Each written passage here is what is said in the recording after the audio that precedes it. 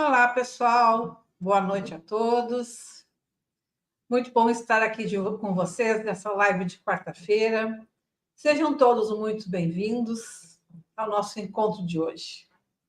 Bem, o objetivo de hoje é apresentar para vocês o tarô de uma forma mais acessível, desmistificando a imagem que a gente tem, né? As pessoas em geral têm do tarô, e explorando ele como um potencial, como uma ferramenta de autoconhecimento e de reflexão.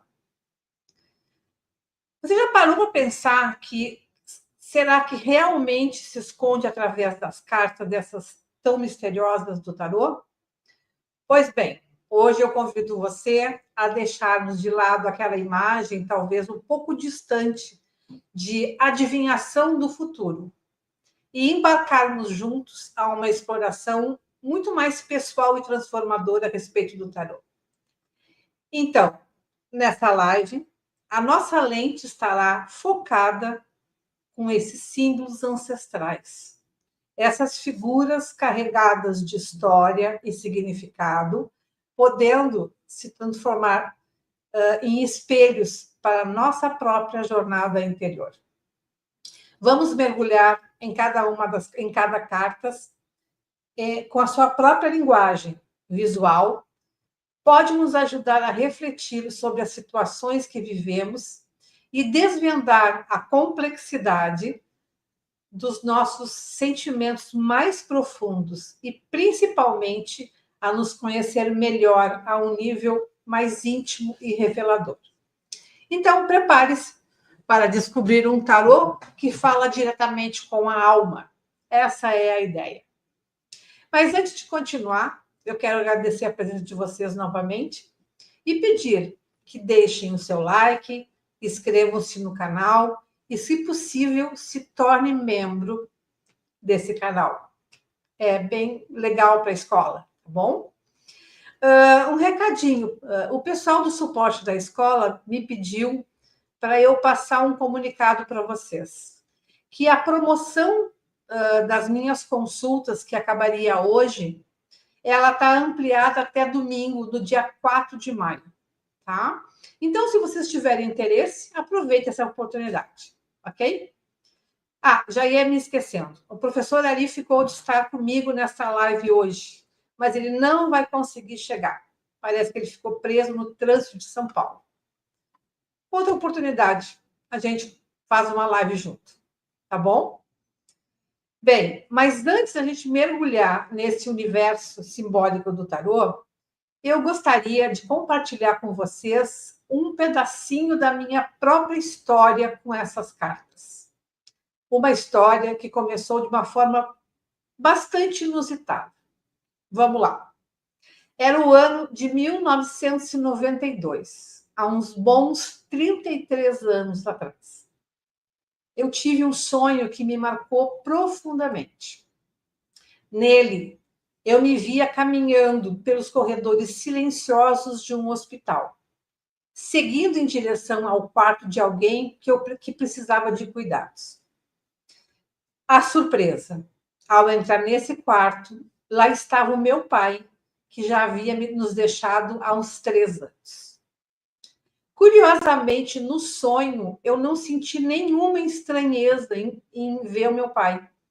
Era como se aquelas visitas fossem algo comum, mas, claro, eu não lembrava. Ele estava deitado na cama, em plena recuperação, e parecia estar muito bem. Tivemos uma longa conversa, mas, ao acordar, eu não me lembro do que a gente conversou. Coisas de sonhos. Mas tem uma coisa que eu me lembro perfeitamente, que, ao me despedir do meu pai, quando eu estava indo embora, ele me disse uma coisa que ficou gravada na minha memória. Ele disse bem assim: Denise, não esquece do tarô. Eu simplesmente respondi: ok, não vou esquecer o tarô. Saí do quarto e fui-me embora. Naquele mesmo instante, eu acordei com a nitidez daquele sonho, ficou impregnado na minha mente. Eu fiquei realmente impressionada, gente. principalmente porque a palavra tarô não fazia parte do meu vocabulário. Eu não tinha a menor ideia do que isso significava. Imaginem, se eu, que já tinha trabalhado em casas espiritualistas, já estava trabalhando, estudando sobre espiritualidade, uma série de coisas, eu não tinha escutado sobre a palavra tarô. Muito menos o meu pai, né? Que nunca lidou com esses assuntos. E uma coisa interessante, naquela época, internet era uma realidade distante, não era algo que, né, tu conseguia informação. Tu conseguia informação era em livrarias ou bancas de revistas, que era muito comum naquela época. Mas eu fiquei muito intrigada com aquilo e eu tinha um amigo que trabalhava numa livraria. Liguei para esse meu amigo e perguntei para ele se ele sabia, se ele tinha algum livro que falasse sobre tarô. E ele me respondeu assim, tranquilamente: tenho alguns livros assim. Agora, tu quer um livro com as cartas ou sem as cartas? Ah, como assim? Não, tem livros que falam da história, contam como é que é, e tem outros que são com cartas. Ó, escolha óbvia, né? Peguei o livro com cartas. E foi assim que eu adquiri meu primeiro livro, meu primeiro tarô, o clássico Tarô de Marcelle. Devorei cada página do livro no mesmo dia. E no final, eu encontrei um método de leitura chamado, até hoje ele existe, chamado Crucel. Sem nenhum conhecimento, somente a leitura que eu tinha feito muito rápida, eu me aventurei e fui fazer o jogo. Claro, consultando, né, o significado das cartas que estavam no livro. Gente, essa primeira jogada de uma pessoa totalmente ignorante sobre o assunto foi, no mínimo, chocante para mim. E eu não esqueço até hoje dessa situação. Nem do sonho com meu pai e nem dessa primeira jogada. Por quê? Porque a jogada falava com uma precisão muito grande e descrevia a minha situação naquele exato momento em que eu me recuperava de um problema de saúde. Aquilo meio que me abalou um pouco, né? Guardei o livro, as cartas, por um bom tempo, como uma lembrança intrigante. Até que a vida me apresentou alguém que realmente entendia e ensinava sobre esse fascinante universo do tarô. Mas isso é um outro capítulo dessa história. Portanto, gente, eu tenho essa ligação muito forte com o tarô, justamente porque ele tenha sido apresentado para mim através de um sonho e principalmente utilizando a imagem do meu pai, que era uma pessoa com quem eu me relacionava muito bem.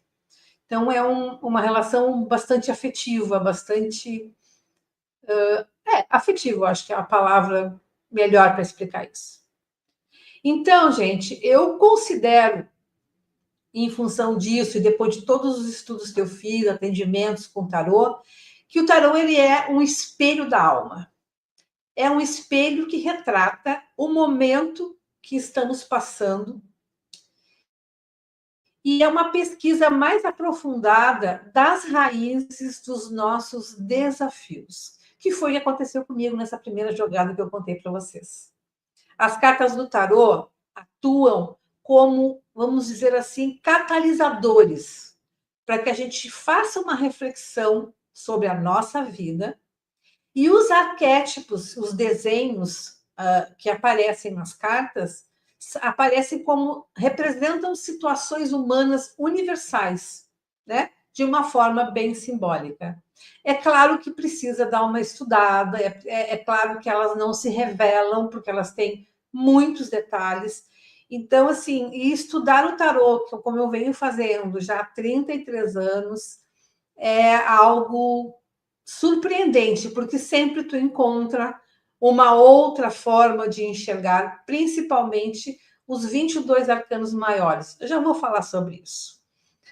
Cada imagem e a combinação das cartas em uma tiragem oferece novos ângulos para a gente observar nossos próprios desafios, as nossas emoções e os nossos padrões de comportamento, que a gente vem falando desde nas últimas lives.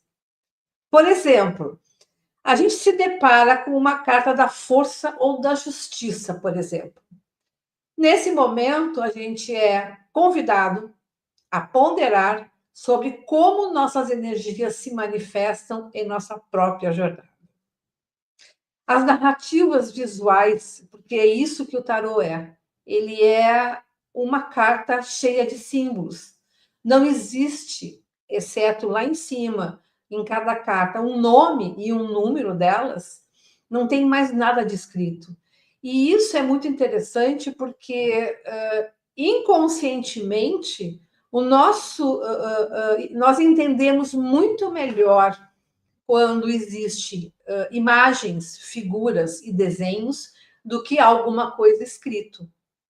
E isso nos ajuda a desviar o nosso pensamento da forma linear e lógica que a gente tem no dia a dia. Então, essa possibilidade abre espaço para muitos insights intuitivos e para a consideração de perspectivas novas que talvez a gente não tenha explorado conscientemente.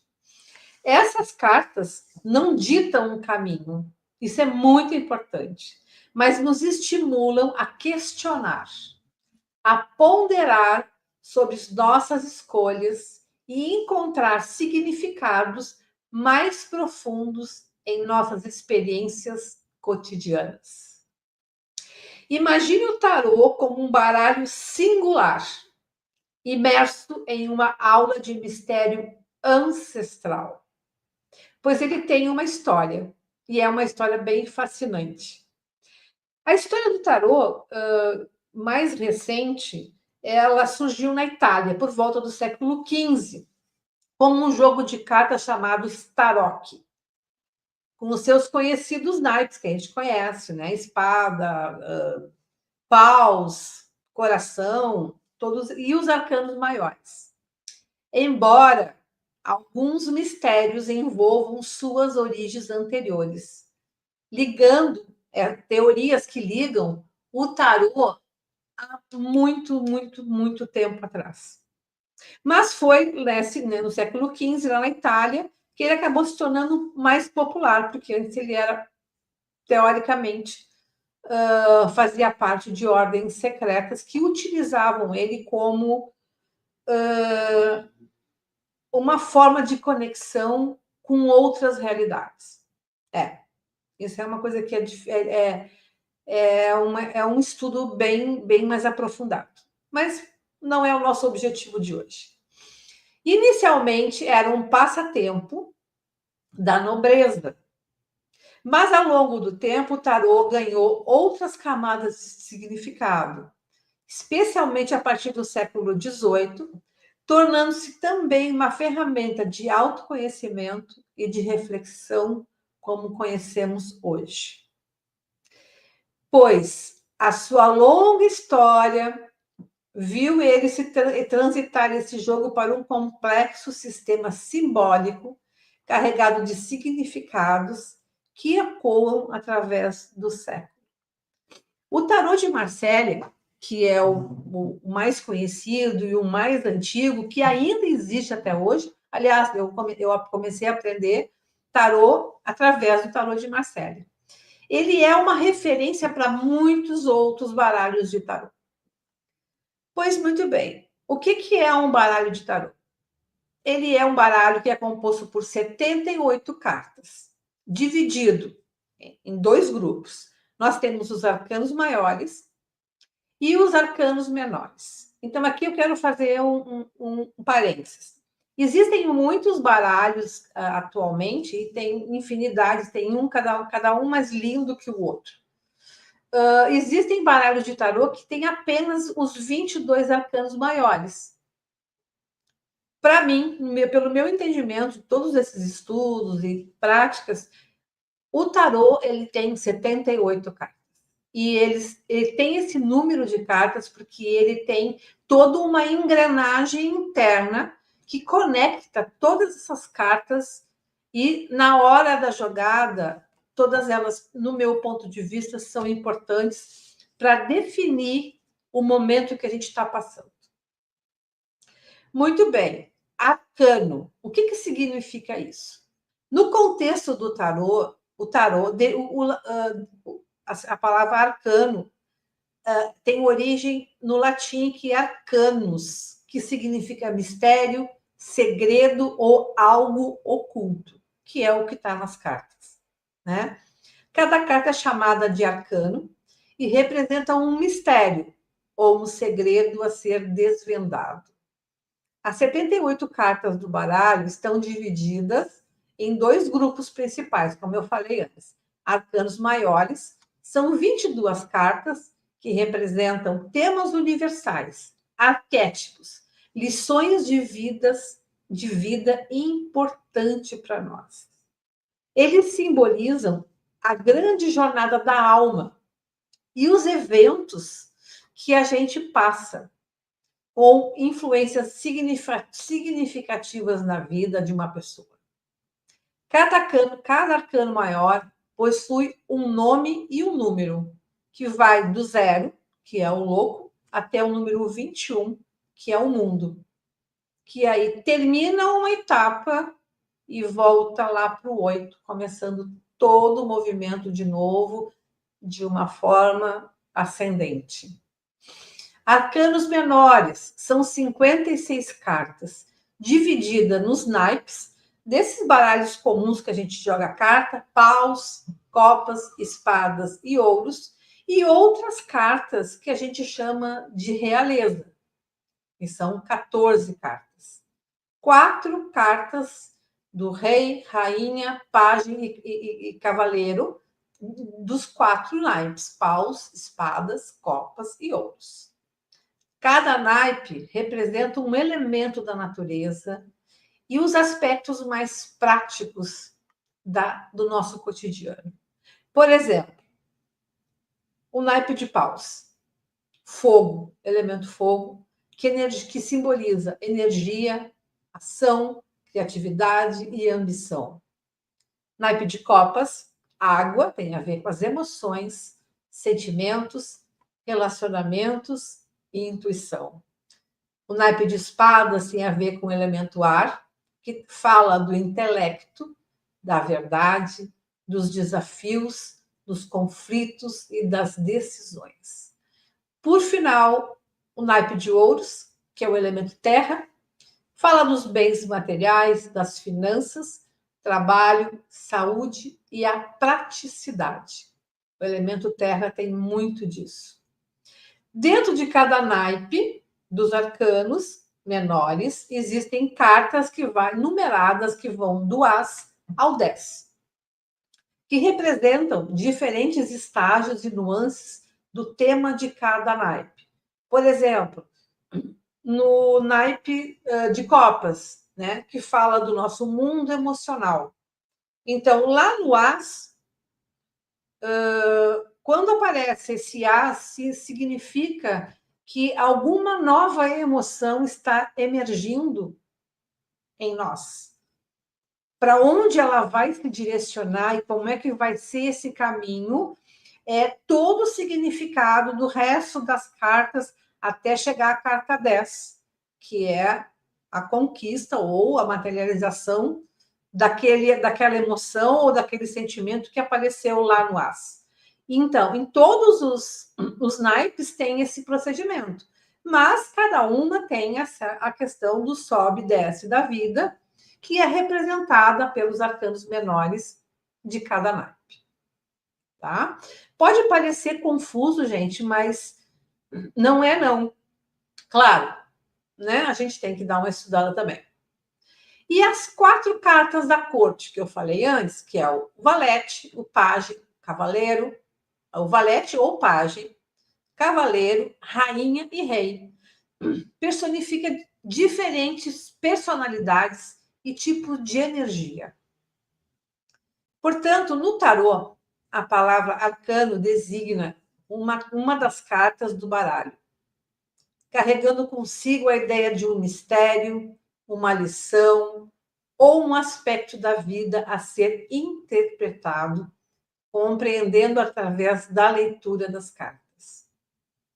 Os arcanos menores, com os seus naipes, oferecem nuances de detalhes,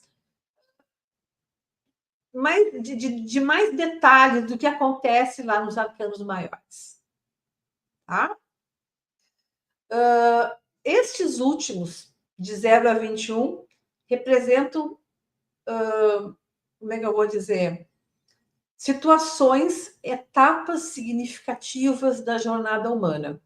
Arquétipos universais que ressoam com a experiência e desafios comuns de todos nós. A figura que inicia essa jornada é o louco. Agora me fugiu a palavra. O Coringa. O louco, no tarô, tem a ver com o Coringa nas cartas dos jogos comuns que a gente está acostumado, né, a jogar. Tá? Esse louco, ele personifica tanto a inocência como um potencial inicial, quanto a questão da espontaneidade e da imprevisibilidade da vida. A essência do tarô reside na sua linguagem simbólica. Cada imagem, cada número, cada naipe corresponde a uma constelação de significados que estão interconectados. Quando a gente observa as cartas, somos convidados a ir além da representação literal e a explorar as associações que elas invocam em nosso interior. Essa capacidade de gerar associações é fundamental para a forma como o tarô funciona. Ou seja, as 78 cartas estão interconectadas. Por isso que eu disse antes, né? Para mim, o ideal, na minha experiência, é trabalhar com as 78 cartas. É claro que a gente não estuda tudo junto. Primeiro, eu penso que é mais interessante fazer um estudo do tarô a partir dos 22 arcanos maiores, que são as cartas mais complexas. Porque eu vou depois falar disso mais um pouco, porque elas chegam a abarcar e abranger muitos fatores. Né? Uma só carta, eu vou falar da Imperatriz mais daqui a pouco. E os arcanos menores são mais pontuais, são mais respostas mais objetivas do que os arcanos maiores. O que acontece é que é interessante entender o tarô através da lente da projeção. O que significa isso? Que aquelas cartas que foram retiradas do baralho, elas projetam algo que está acontecendo tanto no nosso interior quanto no nosso exterior. Isso são imagens arquetípicas que estão presentes no tarô. Por exemplo, a imagem da mãe, a imagem do herói, a imagem do pai, a imagem do velho sábio. E essas imagens, elas atuam como telas de projeção e permite com que a gente, através dessa projeção das cartas, a gente consiga tornar mais tangível, mais compreensível aquele momento, aquela situação que nós estamos passando. Esse processo traz à luz questões subconscientes que, de uma outra forma, nós não teríamos oportunidade de parar e fazer uma reflexão e compreensão. Portanto, o tarô também funciona como um poderoso estímulo à reflexão e à autoconsciência. Para mim, é essa a função do tarô. Ao nos confrontarmos com a combinação das cartas em uma tiragem, somos desafiados a considerar diferentes perspectivas sobre uma situação. E aqui é que eu vejo a grande complexidade do tarô. Imaginem, são 78 cartas que se relacionam entre si. Um exemplo. Saiu a carta do mago, que é o número 1. Essa carta do mago, quando ele se relaciona com a carta número 2, que é a sacerdotisa, os dois juntos, eles já vão trazer uma outra informação. Uma situação é apenas tirar uma carta que simboliza algo, que significa algo, e depois, quando tu traz uma outra carta, uma segunda carta, que tu vai associar com eles, tentando, né, procurando, na verdade, entender uma determinada situação, quando essas duas cartas quando essas duas cartas elas estão atuando junto, elas se complementam. Então, aqui começa a haver uma maior complexidade de informações. E o objetivo do tarólogo é justamente fazer a conexão dessas cartas, né? Dessas duas cartas. Quando não tem uma terceira carta ainda, ou quando não tem jogos com 7, com 10 cartas, com 13 cartas. Então, a quantidade de jogos são muito grandes. E tem um outro que é muito interessante, que é a Jornada do Louco.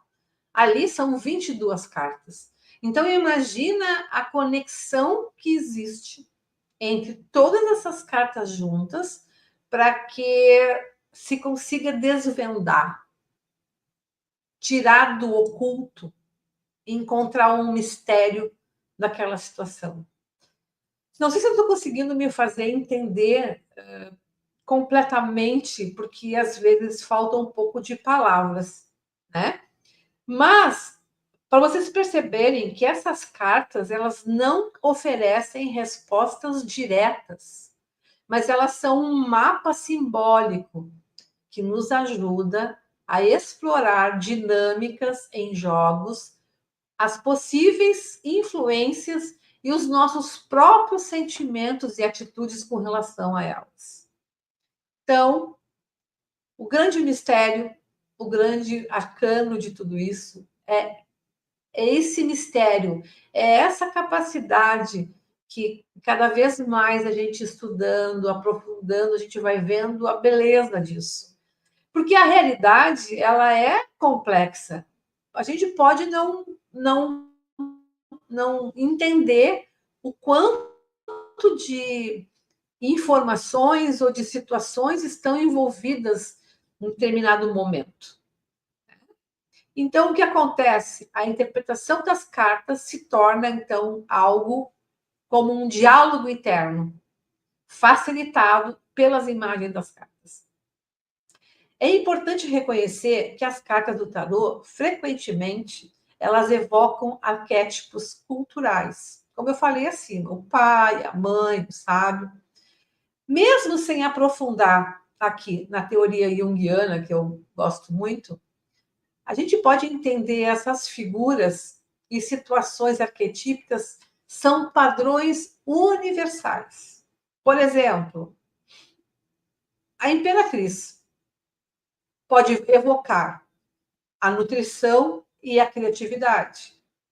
A imperatriz é a grande mãe, né, dentro do tarô. E a grande mãe existe em todas as culturas. É um arquétipo da mãe em todas as culturas da humanidade. Já o eremita é a introspecção, a busca por sabedoria. A torre nos remete à necessidade de perceber que, às vezes, para que algo novo surja, as estruturas antigas ou falsas precisam ser desfeitas ou derrubadas. Desfeitas ou derrubadas. Ela frequentemente simboliza a quebra de padrões estabelecidos de uma forma abrupta e inesperada. Então, a gente a se conectar com esses arquétipos através das cartas, acessamos uma camada mais profunda da nossa experiência. Portanto, o tarô pode ser visto como uma ferramenta que nos auxilia na nossa jornada pessoal. Então, gente, sinto desiludi-los, mas ele não prevê futuro. Pelo menos eu não trabalho dessa forma. Ele pode prever algumas possibilidades. Mas o mais importante é que ele oferece um espelho para o nosso presente, para o agora, iluminando as dinâmicas internas e externas que estão atuando sobre nós mesmos, sobre a nossa vida, sobre as nossas circunstâncias. E quando a gente interage com esses símbolos, a gente percebe, né, informações muito ricas e que a gente é convidado a explorar com mais profundidade a nós mesmos e reconhecer padrões e a considerar novas perspectivas, porque muitas vezes a gente fica travado em situações, repetindo comportamentos que a gente nem percebe que está repetindo esses comportamentos. Então, quando a gente consegue entrar em contato com o tarô e aparecem algumas cartas, é como se levantasse um véu, sabe? Como se abrisse alguma oportunidade quando o tarólogo fala alguma coisa para você e você não tinha pensado naquela possibilidade. E muito menos pensado daquela maneira. Então, o tarô ele é maravilhoso nesse aspecto, né? A beleza dele reside justamente na sua capacidade de catalisar a nossa sabedoria interior através da linguagem dos símbolos. Vou voltar a falar sobre isso. É crucial entender que o tarô não funciona como uma bola de cristal mágica que entrega respostas definitivas sobre o futuro ou soluções prontas para os nossos problemas.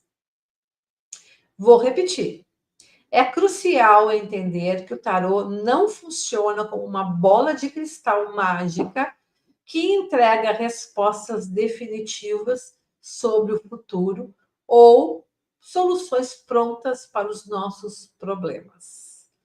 Em vez disso, ele atua como um espelho multifacetado, capaz de apresentar as situações que vivenciamos sob diferentes ângulos, muitas vezes inesperados. Vou dar alguns exemplos práticos. Por exemplo, o tarólogo recebe a seguinte pergunta sobre um conflito no trabalho. O consulente está aqui na tua frente e ele te pergunta, né? Eu estou com um problema, uma desavença com um colega de trabalho. O que as cartas podem dizer? Você vai ganhar a discussão ou vai se demitir? E, em vez disso, uma carta como a Justiça pode sugerir a necessidade da imparcialidade, análise dos fatos, convidando você a considerar o ponto de vista do outro e a buscar uma solução equilibrada. Isso você não tinha pensado. Já a torre, se sair para responder essa pergunta, poderia indicar que as estruturas antigas e rígidas de comunicação precisam ser derrubadas para que surja uma nova forma de comunicação, né? Para que justamente prevenção do conflito. Uma pergunta sobre um dilema amoroso.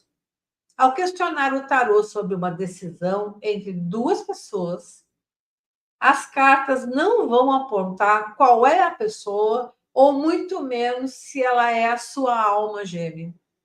Em vez disso, pode aparecer a carta dos enamorados, que destaca a importância dos valores e das escolhas do coração.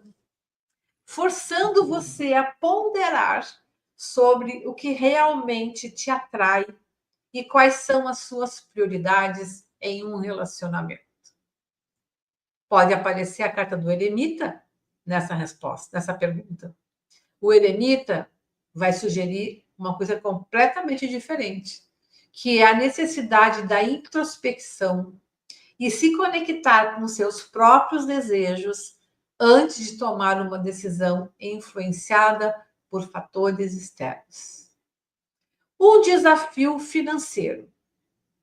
Ao buscar uma orientação sobre dificuldades financeiras, o tarô não vai revelar um número exato da Mega Sena ou de qualquer outro jogo. Em vez disso, ele pode surgir a carta da temperança, que aponta a necessidade do equilíbrio e da moderação nos gastos, enquanto que o diabo pode alertar para padrões de comportamento destrutivos ou vícios que contribuem para essa situação. Então, essas cartas, gente, elas não oferecem, de novo, vou falar, uma saída mágica, um pirilim-pim-pim, mas direcionam a nossa reflexão para atitudes e energias que precisam ser ajustadas. Em todos esses exemplos, a gente percebe que o tarô não entrega respostas prontas. A sua verdadeira força reside na capacidade de expandir nossa perspectiva, nos fazendo considerar facetas da situação que talvez a gente estivesse ignorando. Ele nos convida a um diálogo interno, estimulando o nosso próprio discernimento e nos capacitando a encontrar nas nossas soluções com uma compreensão mais profunda do cenário. E, por fim, eu quero mencionar que as figuras nas cartas muitas vezes representam situações ou personagens que são comuns na nossa vida, como a figura da mãe.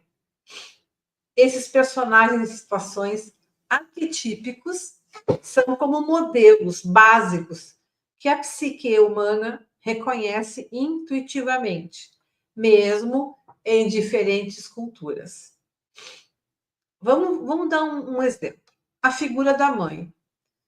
A figura da mãe dentro do tarô, ela pode evocar o arquétipo da imperatriz, que frequentemente é representada como uma pessoa que representa a nutrição, a fertilidade, representa o cuidado e a energia maternal, mesmo que seja uma relação com a sua própria mãe, mas pode ser também uma figura nutridora e protetora. Vamos utilizar a carta da Imperatriz para fazer algumas interpretações e vocês poderem ter uma ideia da complexidade, por exemplo, de um arcano maior, porque a Imperatriz é a carta número 3 dos arcanos maiores. O que ela pode representar quando ela sai no jogo? Feminilidade e maternidade. A Imperatriz personifica o princípio feminino, a energia da mãe, da nutrição, do cuidado e da proteção. Ela pode representar uma figura materna em sua vida ou a sua própria capacidade de nutrir e cuidar de si e dos outros. Ela também representa fertilidade e criação. Esta carta está fortemente ligada à fertilidade em todos os sentidos. Física, que possibilita a gravidez ou o nascimento, a criatividade, gerando novas ideias, projetos e artísticos, e abundância, crescimento e prosperidade. Ela encoraja a dar vida aos seus projetos e confiar na sua capacidade de criar. Outra característica da Imperatriz, abundância e prosperidade. A Imperatriz é um sinal muito forte de fartura, tanto material quanto espiritual. Ela surge em períodos de crescimento, onde os frutos do seu trabalho podem ser colhidos e as riquezas da vida podem ser apreciadas. A natureza e a sensualidade da imperatriz. Existe uma forte conexão com a natureza e os prazeres sensoriais. A imperatriz convida a apreciar a beleza ao seu redor e a se conectar com os sentidos e desfrutar o conforto e o luxo. Intuição e sensibilidade. Como representante do feminino, a imperatriz também está ligada à intuição, sensibilidade e à escuta do coração. Ela aconselha a confiar nos seus instintos e emoções. Ela pode ter poder e influência. A imperatriz é uma figura poderosa e segura de si, que exerce influência através de sua natureza acolhedora e de sua capacidade, né, de criar harmonia. Ela não impõe pela força, mas atrai e ordena com gentileza. Crescimento pessoal. Em leituras, a imperatriz pode indicar um momento propício para o crescimento pessoal, para o desenvolvimento de habilidades que contribuem para a realização dos seus objetivos. Em resumo, essa carta da imperatriz é um presságio positivo que fala da vida, crescimento, nutrição e a manifestação dos seus desejos, através da criatividade e da conexão com a natureza. Mas, como tudo, geralmente tem dois lados. A imperatriz, apesar de ser uma carta habitualmente positiva, também possui um lado sombrio ou aspectos menos desejáveis, quando suas energias se manifestam de forma desequilibrada ou em excesso. Então, aqui estão alguns lados sombrios da imperatriz. Superproteção e sufocamento. A energia nutritiva da imperatriz pode se tornar excessiva, levando a um comportamento superprotetor e sufocante em relação aos outros, e isso pode impedir o crescimento e a independência daqueles que estão sob seus cuidados, sejam seus filhos, parceiros ou até mesmo projetos. Ela pode ser controladora e dominadora. O desejo de nutrir e criar harmonia pode se distorcer em uma necessidade de controlar e dominar a situação e as pessoas a seu redor. Uma imperatriz desequilibrada pode se tornar possessiva e manipuladora, usando sua influência para manter os outros sob sua dependência. A vaidade e a superficialidade também, o excesso da apreciação pela beleza e pelos prazeres sensoriais pode tornar em vaidade excessiva uma preocupação superficial com a aparência e o conforto material, negligenciando aspectos mais profundos da vida espiritual. Indulgência e excesso. A abundância, representada pela imperatriz, pode se manifestar como gula, preguiça, excesso em todos os sentidos, levando a um estilo de vida hedonista e potencialmente destruidor. Estagnação e falta de desafio.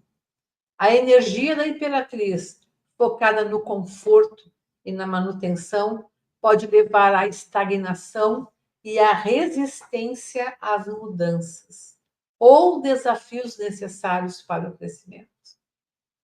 Portanto, pode acontecer também de uma mãe castradora, um extremo negativo da imperatriz. Representa uma figura materna dominadora e castradora, que mina a autoconfiança e a criatividade dos outros, especialmente as figuras masculinas de sua vida. É importante, gente, lembrar que o lado sombrio de uma carta não é inerentemente mal, mas sim um aviso sobre potenciais desequilibrados das suas energias. Reconhecer esses aspectos nos ajuda a integrar a carta de forma mais completa e evitar cair em excessos. Então, em nossas vidas, todos enfrentamos obstáculos e momentos que exigem coragem, resiliência e transformação. Uma nova fase, cartas como o louco, o início da jornada, a roda da fortuna, ciclos de vida e mudanças inevitáveis, ou a morte, simbolizando o fim de um ciclo e o começo de outro. A vida, gente, é feita de começos, meios e fim. E o tarô, frequentemente, reflete essas transições. Quando a gente reconhece essas figuras e situações arquetípicas das cartas, criamos um contexto pessoal para o simbolismo do tarô. Não vemos apenas um desenho, mas sim um reflexo da dinâmica que são inerentes à nossa condição humana. Isso facilita a projeção das nossas próprias experiências e sentimentos nas cartas, tornando a leitura mais significativa e relevante para a nossa vida. Em vez de algo distante e místico, o tarô se torna uma linguagem simbólica que ressoa com a nossa própria história e com a humanidade em todo. Bem, pessoal, chegando ao fim da nossa jornada, da nossa live, gostaria de relembrar algumas coisas. O tarô é uma ferramenta rica em símbolos ancestrais e conta uma história fascinante. Cada carta, cada arcano carrega os seus mistérios e que reflete aspectos práticos da nossa jornada. Em segundo lugar, vamos desmistificar. A ideia foi desmistificar como o tarô como uma mera adivinhação. Na verdade, ele é o espelho da alma, um catalisador do momento que a gente está passando, sempre no aqui e no agora. A interpretação, então, se torna um diálogo interno, onde as imagens atuam como telas das nossas projeções e estímulos para a autoconsciência. Lembrando que as cartas não ditam caminhos, mas nos ajudam a questionar, ponderar e encontrar significados mais profundos para nossas experiências. Então, as figuras do tarô representam, como a imperatriz, uma energia maternal, a torre, a necessidade de mudanças. Quando a gente reconhece esses personagens e situações, criamos uma conexão pessoal com o simbolismo do tarô, tornando uma leitura mais significativa e relevante para a nossa jornada pessoal. Então, último lembrete, tarô é um convite à nossa exploração interna, um espelho. E a beleza dessa ferramenta está na sua capacidade de despertar a nossa própria sabedoria através da linguagem dos símbolos. Então, com relação ao tarô, eu me estendi um pouquinho hoje, mas o assunto é muito grande.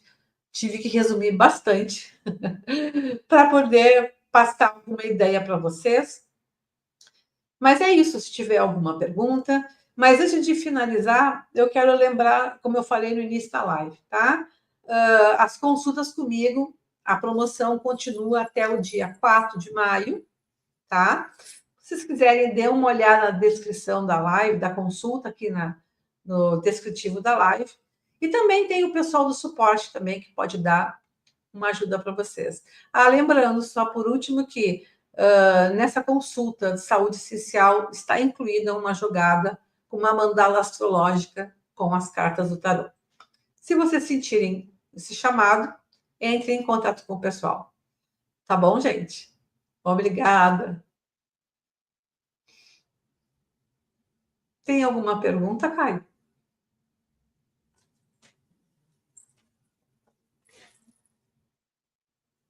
O que eu acho de leituras com cartas invertidas. Oi, Maria, tudo bem?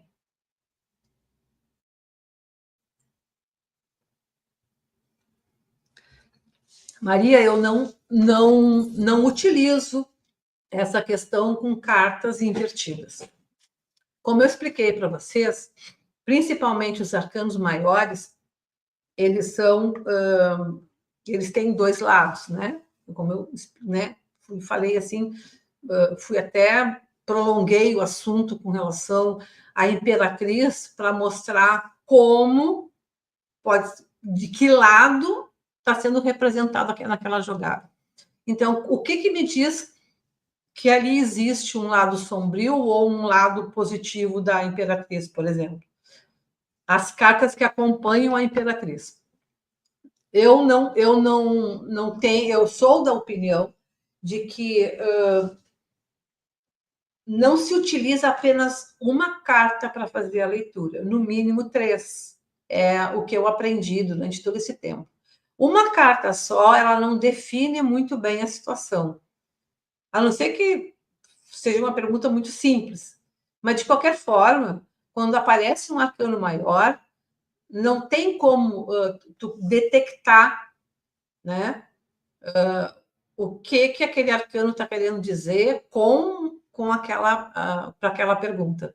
Por isso que assim eu não acredito que tem gente que usa isso aí, cada um vai usar o tarô da forma que acha mais conveniente. Mas como eu nunca trabalho com uma carta só e quando eu sempre coloco no mínimo 3 cartas, eu sempre percebo a situação, além, né, da intuição, além da conexão, eu já entendo o que é que está acontecendo naquela jogada.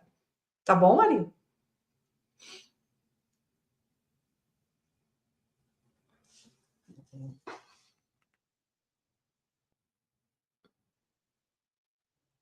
Nascemos com nossas mentes programadas. Olha, Kelson, eu não acredito que a gente nasça com as nossas mentes programadas, tá? Eu penso que a gente, quando encarna, a gente começa uma página nova. A programação que eu vejo que acontece é através de todo o contato que a gente tem desde bebê com pai, com mãe, com família, com o nosso entorno, com a nossa realidade de entorno, com escolas, instituições e todo esse programa que existe, né, de programação de mente. É aí que eu vejo que aí as mentes são programadas. Eu não vejo que a gente nasça com elas programadas. A gente tem coisas de passados, de outras encarnações, mas a programação que eu percebo, pelo menos eu percebo, ela vem a partir de todo esse contexto de instituições das quais a gente é programado desde que nasce, até talvez na intrauterino, né? Que a gente também já está recebendo influências, principalmente da mãe e do ambiente em que essa gravidez está acontecendo. Ali eu já acredito que já tem alguma programação, mas efetivamente a partir do nascimento. Tá bom? Obrigada pela pergunta. Pergunta: em que medida o tarô pode ser considerado uma ferramenta terapêutica, capaz de estimular o autoconhecimento, a intuição e a reflexão pessoal? Mundo da Manuela. Bom, tudo aquilo que eu passei aqui na live é justamente esse o meu ponto de vista, tá? Utilizando as cartas como uma reflexão, como uma projeção daquele momento que a gente está vivenciando. E sempre nunca vou deixar de dizer isso, né? Sempre do momento atual, né? Ali, nós no nosso momento atual, a gente é a conclusão de tudo que aconteceu na nossa vida até agora. Então, quando se alguma coisa na nossa vida está emperrada, ela não está indo para frente, ou nós não estamos encontrando uma solução para determinadas situações, pessoas, ou para nós mesmos, né? A gente não sabe muito bem, às vezes, o que está acontecendo, o que está passando. Eu vejo que o tarô ele é extremamente positivo para nos propiciar um ponto de vista diferente daquele que a gente tem no momento, porque como eu falei no início, né, a primeira vez que eu joguei tarô, que eu estava doente, que eu entrei em contato, eu não conhecia as cartas. O que eu fiz? Eu peguei as cartas, eu fui lá no livro, né, fiz a cruz celta, coloquei as cartas nos seus devidos lugares, e cada posição tem um significado, e cada carta tem um significado. Então, você tem que juntar uma coisa com a outra. E ali, por mais que muitas vezes parece que não tem conexão, tem. É a gente que não está conseguindo perceber. Então, eu acho que uma ferramenta extremamente válida para a gente repensar a nossa vida, para a gente caminhar no nosso processo de autoconhecimento, de autoconsciência. Ele dá insights maravilhosos. Cansei, às vezes, de tirar de formas consecutivas determinadas cartas, mas de novo essa carta aqui de novo. Por quê? Porque eu não tinha entendido o que ela queria me dizer. E aí, eu me lembro, a carta do enforcado. Aquele bendito enforcado apareceu assim, várias vezes dentro do jogo, porque eu jogo para mim, né? Nesse aspecto, né? De dizer assim, o que em mim está bloqueado, ou o que eu não estou entendendo, o que nova perspectiva eu tenho que ter sobre tal situação, tal pessoa, ou enfim, qualquer situação. Então, sim, eu vejo como uma baita de uma ferramenta de autoconhecimento, de autoconsciência, e traz muitos insights. A questão toda é mergulhar nesse mundo, que é fantástico. Obrigada pela pergunta. Tem mais alguma coisa? Gabriel, como podemos identificar que não estamos sendo influenciados pela energia da pessoa que lê as cartas? Ah, boa pergunta. Observação, no caso da energia do leitor estar misturada com a leitura. Bem, Gabriel, o que eu posso te dizer com relação a isso é que a gente não tem certeza, tá? O que eu vejo, pela minha experiência, é que o tempo, só o tempo, vai fazer com que o tarólogo ele se distancie daquela jogada e não projete, né, a interpretação dele daquele jogo segundo o seu ponto de vista, segundo a sua situação, a sua energia, como tu colocou. A experiência faz toda a diferença. Toda a diferença.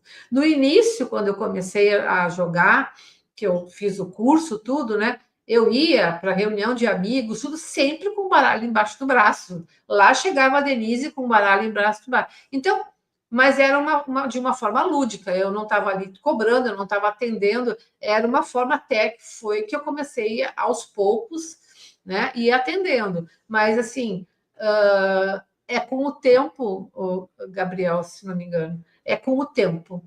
É com o tempo que a gente consegue, né, estar ali, o tarólogo estar ali, jogando para a pessoa, e ele não tá, a sua energia não está interferindo, tá? Mas e também não está projetando a sua interpretação, a sua vida nas cartas para o consulente. Então, é uma questão assim de experiência. É o que eu posso te dizer. Tá bom? Bem, gente, fui informada que não tem mais perguntas. Então, eu agradeço a todos vocês por terem estado aqui comigo. Espero que tenham gostado das informações. Espero não ter sido chata, porque quando eu começo a falar de tarô, eu acabo me animando muito, né? E para quem não fez pergunta e tiver mais informações, quiser mais informações sobre o tarô, é só deixar depois lá, né, quando terminar a live, vai ter o local para as perguntas. E só deixar as perguntas também, para quem não assistiu ao vivo, tá? Fico à disposição para responder todas as perguntas de vocês. Tá bom? Um grande abraço, um bom feriado a todos. E daqui a 15 dias a gente volta com mais informações, com outros assuntos. Tá bom? Muito obrigada a todos, professor Ari, Caio. Agradeço a companhia. Até mais.